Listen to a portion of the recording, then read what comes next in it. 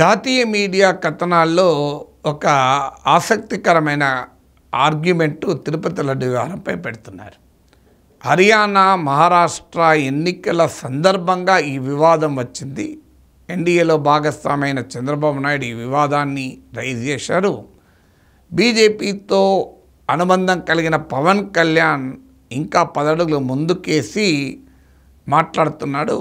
ఇది హర్యానా ఎన్నికల్లో హర్యానా, మహారాష్ట్ర ఎన్నికలు జరగబోతున్నాయి కనుక ఆ ఎన్నికల్లో భారతీయ జనతా పార్టీకి లబ్ధి చేకూర్చేందుకే ఈ పని చేస్తున్నారా అన్న అనుమానాలు వ్యక్తమవుతున్నాయి.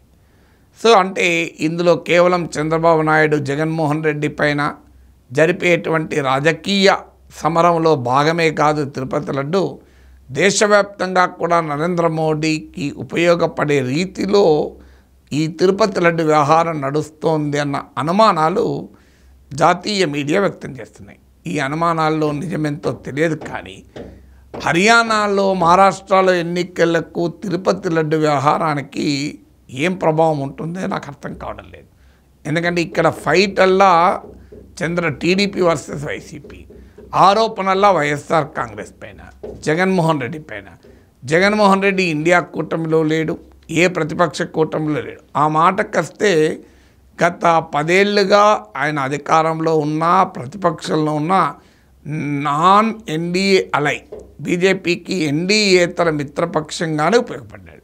అది ప్రైమ్ మినిస్టర్ అది ప్రెసిడెంట్ ఎన్నిక కానీ, వైస్ ప్రెసిడెంట్ కానీ, నో కాన్ఫిడెన్స్ మోషన్ కానీ, కీలక చట్టాలు కానీ, ఇటీవల స్పీకర్ ఎన్నిక వరకు కూడా, తాజాగా 2024 ఎన్నికల్లో ఓడిపోయాక కూడా స్పీకర్ ఎన్నికల్లో బీజేపీ వైసీపీ మద్దతు అడిగింది, వైసీపీ మద్దతు కూడా ఇచ్చింది. అందువల్ల ఇక జగన్మోహన్ రెడ్డి పైన జరిపే ఆరోపణలు, ఆయన చేసినాడు అని చెప్పబడుతున్న దుర్మార్గాల వల్ల ఇండియా కూడా ఏం సంబంధం? ఆ మాటకొస్తే ఈ లడ్డు వ్యవహారంలో ఒక ఆంధ్రప్రదేశ్ కాంగ్రెస్ నాయకులు వైఎస్ షర్మిల, దాదాపు తెలుగుదేశం, జనసేన ఏం మాట్లాడుతుందో ఆమె కూడా అదే మాట్లాడుతుంది.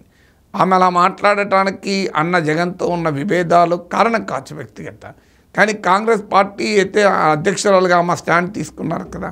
రాహుల్ గాంధీ కూడా దీనిపైన స్పందించాడు వ్యతిరేకంగానే. అందువల్ల ఇండియా కూటమికి దీనికి సంబంధం. ఇంకా డింపుల్ యాదవ్ అయితే సమాజ్వాదీ పార్టీ తిరుపతిలోనే కాదు బృందావన్లో కూడా ఇలాంటివి జరుగుతుంది కల్తీ అనే యోగి ఆదిత్యనాథ్ పైనే ఆమె అస్త్రాలు ప్రయోగించింది.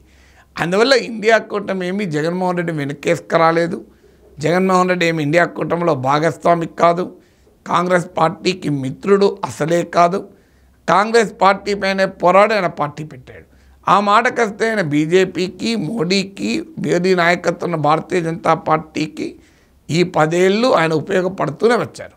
అందుకే తెలుగుదేశం వాళ్ళు ఈ పొత్తు కుదరక ముందు బీజేపీతో, సో జగన్మోహన్ రెడ్డి బీజేపీ మద్దతు వల్లనే ఇలా ఉండగలుగుతున్నాడు. 10 ఏళ్ళుగా బెయిల్ మీద, ఆయన మీద సిబిఐ, ఈడీ కేసులు అడుగు ముందు కేయడం లేదు అని ఆరోపించిన వాళ్ళలో పొత్తుకు ముందు తెలుగుదేశం నాయకులు కూడా ఉన్నారు. టీవీలో తెలుగుదేశం స్పోక్స్ పర్సన్స్ వచ్చి ఓపెన్గా బీజేపీ పైన ఈ ఆరోపణ చేశారు.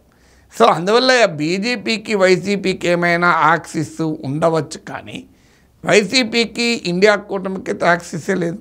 అందువల్ల హర్యానా, మహారాష్ట్రలో వైఎస్ఆర్ కాంగ్రెస్ పార్టీ లేదు, ఆయన మిత్రపక్షము లేదు, ఆయన బయటకు వచ్చి ఏ పార్టీకి ఎన్నికల ప్రచారం చేసింది కూడా లేదు. ఏనాడు కూడా ఆయన బీజేపీ ఎన్డీఏతర కూటమిలో ఆయన చేరిన సందర్భం కూడా లేదు. లేటెస్ట్గా ఇటీవల ఆయన ఢిల్లీలో జరిపినటువంటి ఒక ధర్నాలో ఇండియా కూటమి నేతలు కొంతమంది వచ్చి మాట్లాడడం మినహా, అది ఆయన వ్యూహాత్మకంగా పిలిచారు, వారు వ్యూహాత్మకంగా వచ్చారు, అది మినహా ఇంకోటి లేదు. ఆ మాటకైతే చంద్రబాబు నాయుడుని అరెస్ట్ చేసినప్పుడు మీకు అఖిలేష్ యాదవ్, తృణమూల్ కాంగ్రెస్, సమాజ్వాదీ పార్టీ లాంటి పార్టీలు చంద్రబాబు నాయుడుకు అనుకూలంగా కూడా స్పందించాయి. అంటే అప్పటికి ఇంకా టీడీపీ ఎన్డీఏలో చేరలే.